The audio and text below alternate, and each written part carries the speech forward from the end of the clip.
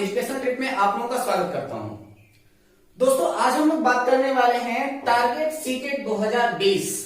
मुझे उम्मीद है कि आज सवेरे की वीडियो आपने देखी ही होगी, और अगर आपने नहीं देखी तो डिस्क्रिप्शन बॉक्स में मैं आज के सवेरे की वीडियो की आपको लिंक दे दूंगा। आज हम लोग बात करने वाले हैं ईवीएस के सॉल्व क्वेश्चन की, और उस ईवीएस के सॉल्व क्वेश्चंस में हम लोग 30 क्वेश्चन के ऊपर बात करेंगे और इसके ऊपर बात करेंगे कि आखिर वो क्वेश्चन सही क्यों हुए। तो लेट्स बिगिन। पहला प्रश्न, गोलकुंडा का किला किसने बनाया? चालुक्य राजवंश, काकतीय राजवंश, पल्लव राजवंश, चोल राजवंश। तो आपका सही उत्तर होगा काकतीय राजवंश। सन 1200 से 1300 में, यानी कि इसको 13वीं शताब्दी कहा जाता है, 13वीं शताब्दी में यह किला जो था वो मिट्टी का बना हुआ था, जिस समय इसका निर्माण जो था वो काकतीय राजवंश ने कराया था।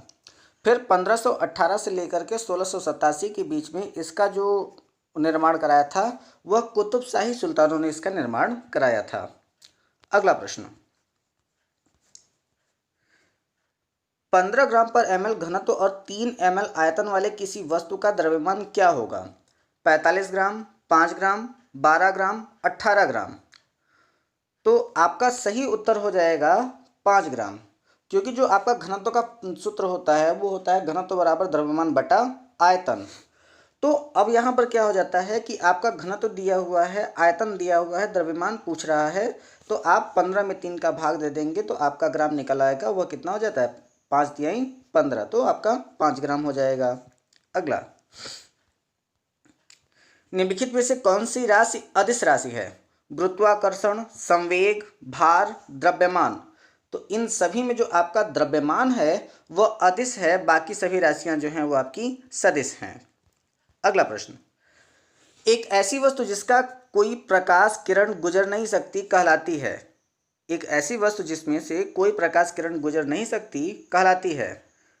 परभासी, पारदर्शी, उत्तर, अपारदर्शी। तो जिससे कोई भी चीज़ आर पार नहीं गुजर सकती है उसको हम लोग क्या कहते हैं?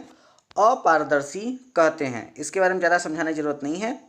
अगला, पृथ्वी की सतह पर किसी वस्तु का भार क्या होगा जिसका द्रव्यमान चंद्रमा की सतह पर 10 किलोग्राम है? तो यदि किसी भी चीज़ का ग्राम भार पृथ्वी पर अगर जो कुछ भी होता है उसका भार चंद्रमा पर जो है वो 1/6 हो जाता है। तो जब कोई भी चीज़ जो है वो चंद्रमा की सतह पर जिसका भार अगर 10 किलोग्राम है, तो जब वो पृथ्वी पर आएगी तो उसका भार जो होगा वो 10 गुना बढ़ जाएगा, यानी कि उसका द्रव्यमान जो होगा वो लगभग 10 गुना के करीब में बढ़ जाएगा। तो यहाँ पर आपका दिया है क्या? 10 किलोग्राम, 60 न्यूटन, 10 न्यूटन, 60 किलोग्राम। तो आपका सही उत्तर जो होगा वो आपका हो जाएगा 60 किलोग्राम, यानी कि जो आपका 10 होगा उसको मल्टीप्लाई कर देंगे 6 से, तो 6 दहा में 60। तो ये आपका सही उत्तर हो जाएगा आपका कितना? 60 किलोग्राम। अगला प्रश्न, एक विलय का विघटन दर निर्भर करता है तापमान पर, सतह क्षेत्र पर, भार पर, दाब पर। तो किसी भी विलय का जो विघटन दर है वो किसके ऊपर डिपेंड करता है कि वह किस प्रकार के क्षेत्र में है, यानी कि उसका सही उत्तर हो जाएगा आपके सतह क्षेत्र पर वह निर्भर करेगा। अगला प्रश्न, सुषमा चाहती थी कि उसके छात्रों को पेड़ों के संरक्षण के लिए संवेदनशील बनाया जाए। निम्नलिखित में से कौन सी ऐसी करने के लिए सबसे उपयुक्त रणनीति है? समूह चर्चा, पोस्टर लगाना, बच्चों को एक पौधे को अपनाने और पोषित करने में मदद करना, कक्षा में बहस आयोजित करना। तो आपके हिसाब से क्या सही उत्तर होना चाहिए, बताइए हमको जल्दी से।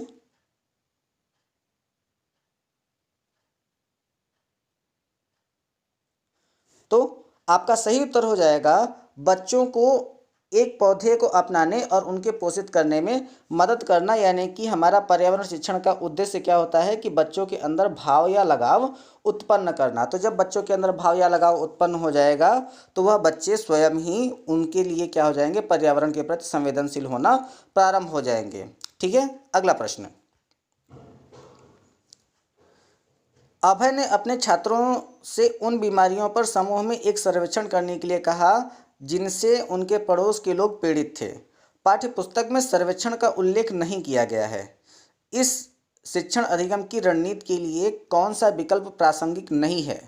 इससे बच्चों को वास्तविक जीवन के साथ सीखने में मदद मिली, इससे बच्चों को डाटा हैंडलिंग समझने और एक साथ काम करने में सक्षम बनाया। इससे समुदाय को जो उन बीमारियों को समझने में मदद मिली जिससे वो पीड़ित थे। इससे समुदाय के साथ बातचीत करने का अवसर प्रदान किया। तो बताइए आपके हिसाब से सही उत्तर क्या होना चाहिए। तो यहाँ पर कहा क्या रहा है कि इस शिक्षण अधिगम की रणनीति के लिए कौन सा विकल्प प्रासंगिक नहीं है। तो यहाँ पर बच्चे जो थे वो डाटा हैंडलिंग करने के लिए गए थे, समुदाय से बातचीत करने के लिए उनको अवसर प्रदान नहीं किया गया। तो विकल्प प्रासंगिक नहीं है, तो उसका क्या हो जाएगा, इससे समुदाय के साथ बातचीत करने का अवसर प्रदान किया। यह आपका उत्तर सही हो जाएगा। अगला, समकालीन परिस्थितियों के बारे में बात करने के लिए प्रिय ने बच्चों के अनुभव पूछे जब उन्हें कभी आपात स्थिति का सामना करना पड़ा। बच्चों ने आग, बिजली के झटके और सड़क दुर्घटना के साथ अपने अनुभव सुनाए।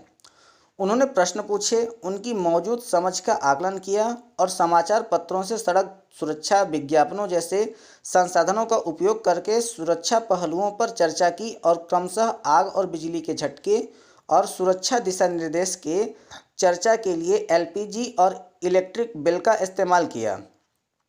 प्रिया द्वारा अपनाया गया सबसे उपयुक्त दृष्टिकोण कौन सा था? अनुभवात्मक दृष्टिकोण, अन्वेषण दृष्टिकोण, मानववादी दृष्टिकोण, संज्ञानात्मक दृष्टिकोण। तो यहाँ पर इतना सारा कार्यक्रम किया गया है, तो यहाँ पर किया क्या गया है, सबसे ज़्यादा अन्वेषण किया गया है, यानी कि इसके द्वारा जो प्रिया के द्वारा अपनाया गया जो दृष्टिकोण था वह आपका अन्वेषण दृष्टिकोण था। अगला प्रश्न, समुदाय एक महत्वपूर्ण शिक्षण और अधिगम संसाधन है क्योंकि बुजुर्ग लोग बुद्धिमान हैं और उनके पास समय है। यह वास्तविक परिस्थिति में सीखने का अवसर प्रदान करता है। कोई भी समुदाय में उपलब्ध समस्त ज्ञान को बिना आलोचना के स्वीकार कर सकता है। यह सस्ता और सुलभ है। प्रश्नों को एक बार फिर से रिपीट कर रहा हूं मैं आपके सामने। समुदाय एक महत्वपूर्ण शिक्षण और अधिगम संसाधन है। बुजुर्ग लोग बुद्धिमान हैं और उनके पास समय है, ऐसी कोई बात नहीं है। यह वास्तविक परिस्थिति को में सीखने का अवसर प्रदान करता है। जी हाँ, बिल्कुल, यह वास्तविक परिस्थिति को सीखने का अवसर प्रदान करता है, क्योंकि ये कहा जाता है कि बच्चों के सामने यह देखा जाता है कि गांव के बच्चे जो होते हैं वो ज़्यादा सामाजिक इसलिए होते हैं क्योंकि वो अपने बड़े बुजुर्गों को एक साथ मिलकर के काम करने की को देखते हैं, और जब कभी भी ऐसी परिस्थिति आती है तो वह बच्चे भी एक साथ मिलकर के काम करने के लिए प्रोत्साहित होते हैं। अगला प्रश्न, ईवीएस शिक्षण अधिगम में कक्षा में प्राप्त अधिगम को विद्यालय के बाहर जीवन से जोड़ने और इसे समृद्ध करने का तात्पर्य है। वैश्विक पर्यावरणीय मुद्दों और चिंताओं को पाठ्यपुस्तकों से लिंक करना, पूर्ण विद्यालय दृष्टिकोण पाठ्यचर्चा से बाहर जाना, पाठ्यपुस्तकों से बाहर जाना। तो आपका सही उत्तर क्या हो जाएगा? पूर्ण विद्यालय दृष्टिकोण, क्योंकि बाहर ले जाने के लिए और जीवन से जोड़ने के लिए क्या होता है कि बच्चे जो होते हैं वो पर्यावरण के क्षेत्र को भी सही तरीके से जाने, विद्यालय में जो अध्यापक के द्वारा बताई गई चीज़ें हैं उन सारी चीज़ों को भी वो सही प्रकार से समझ सकें। अगला प्रश्न, कक्षा 3 के छात्र को रमा ने सिखाया कि पिता, माँ और उनके बच्चे एकल परिवार का गठन करते हैं। यदि दादा दादी एवं अन्य रिश्तेदार साथ रहते हैं तो यह एक विस्तारित परिवार है। आप इस बारे में क्या सोचते हैं? रमा ने छात्रों के प्रति संवेदनशील है, शिक्षण अधिगम दृष्टिकोण समावेशी नहीं है, परिवार की अवधारणा को इसी तरह सिखाया जाना चाहिए, परिवार की परिभाषा गलत है। तो रमा ने कक्षा में जो उत्तर दिए थे बच्चों के सामने वह बिल्कुल सही था, यानी कि परिवार की अवधारणा को इसी प्रकार से सिखाया जा सकता है, और वहाँ पर क्या कहते हैं कि परिवार की अवधारणा को उसी तरीके से सिखाया रमा ने जिस तरीके से, वह बिल्कुल सही था, यानी कि परिवार की अवधारणा को इसी तरीके से सिखाया जाना चाहिए। अगला, निम्नलिखित में से कौन ईवीएस कक्षा में गतिविधि है? चित्र पढ़ना, फील्ड भ्रमण, श्यामपट्ट का उपयोग, उपयुक्त सभी। निम्नलिखित में से कौन सी ईवीएस कक्षा में गतिविधि या फिर गतिविधियां हैं? चित्र पढ़ना, फील्ड भ्रमण, श्यामपट्ट का उपयोग, उपयुक्त सभी। तो एक अच्छा पर्यावरण शिक्षक जो होता है वो इन सभी चीज़ों का इस्तेमाल करता है, यानी कि वह चित्र को भी पढ़ता है, फील्ड का भ्रमण भी करता है, श्यामपट्ट का उपयोग भी करता है। तो ये सभी की सभी विधियां जो है वो एक पर्यावरण शिक्षण के लिए आवश्यक गतिविधि के रूप में मानी जाती है। अगला, पर्यावरण अध्ययन पाठ्यक्रम बच्चों को समग्र शिक्षा का कारण बन सकता है यदि वह है एकीकृत, समावेशी, विषयगत, उपयुक्त सभी। पर्यावरण अध्ययन पाठ्यक्रम बच्चों की समग्र शिक्षा का कारण बन सकता है यदि यह है एकीकृत, समावेशी, विषयगत, उपयुक्त सभी। तो ये आपका क्या हो जाता है, उपयुक्त सभी। अगला प्रश्न, ईवीएस पाठ्यपुस्तक में सपेरों पर एक अध्ययन है। इसका उद्देश्य बच्चों को जागरूक करना और संवेदनशील बनाना है।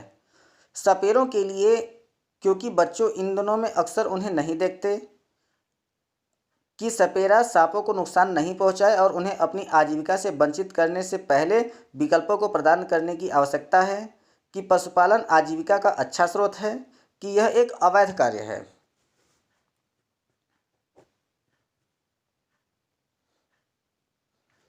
तो आप प्रश्न एक बार फिर से पढ़िएगा। ईवीएस पाठ्यपुस्तक में सपेरों पर एक अध्ययन है। इसका उद्देश्य बच्चों को जागरूक करना और संवेदनशील बनाना है। किस पहला ऑप्शन है आपका सपेरों के लिए, क्योंकि बच्चे इन दिनों अक्सर उन्हें नहीं देखते, इसका कोई तथ्य नहीं है। कि सपेरे सांपों को नुकसान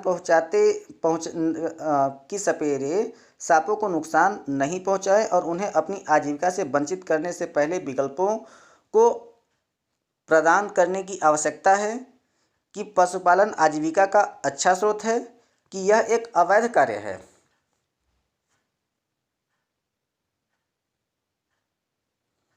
तो देखिए यहाँ पर जो आप बात कर रहे हैं कि सपेरों की समस्या, तो यह सपेरों की एक प्रकार से समस्या है। यानी कि जो सपेरे होते हैं, यानी कि जो कालबेलिया प्रजाति के लोग होते हैं, वो सांपों का पालन करते हैं, लेकिन उन्होंने कभी भी सांपों को नुकसान नहीं पहुंचाया है।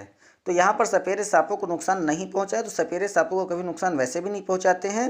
और उन्हें आजीविका, जब भारत सरकार ने किसी भी जंगली जीव को पालने पर बैन लगा दिया, तो उनके सामने जीवनोपार्जन की एक बहुत बड़ी समस्या उत्पन्न हो गई।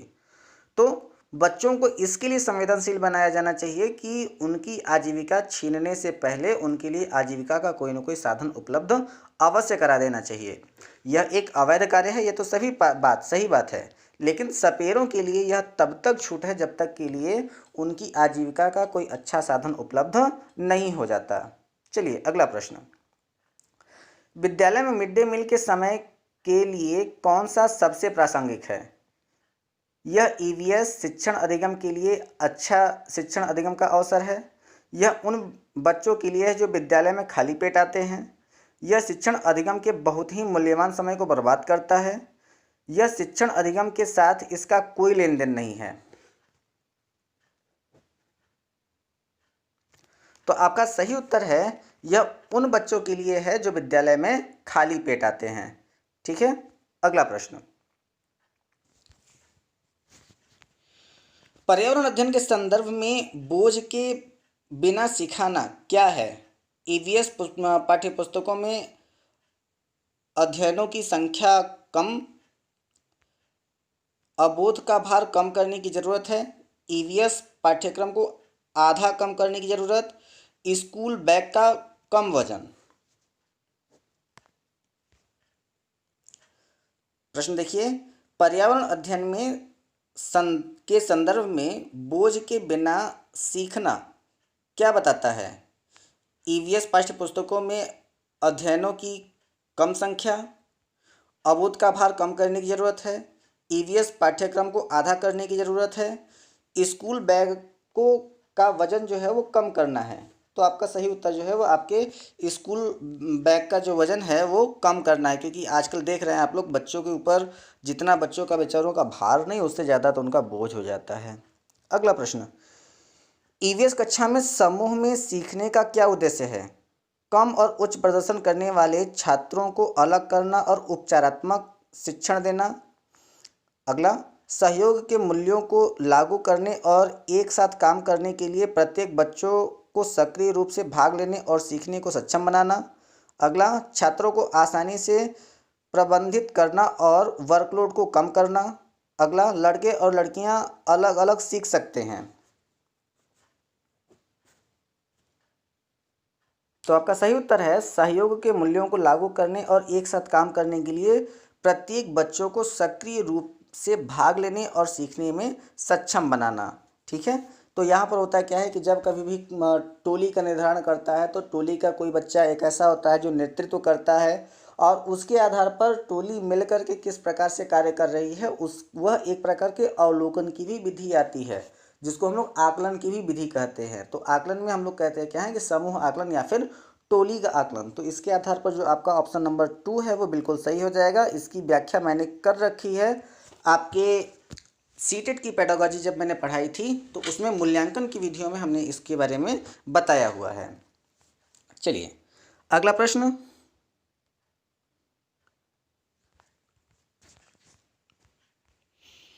बाला का पूरा रूप क्या है? अधिगम सहायक के रूप में ब्रेल, अधिगम सहायक के रूप में बिल्डिंग, ब्रेल सहायता प्राप्त अधिगम आकलन, मस्तिष्क सहायता प्राप्त अधिगम।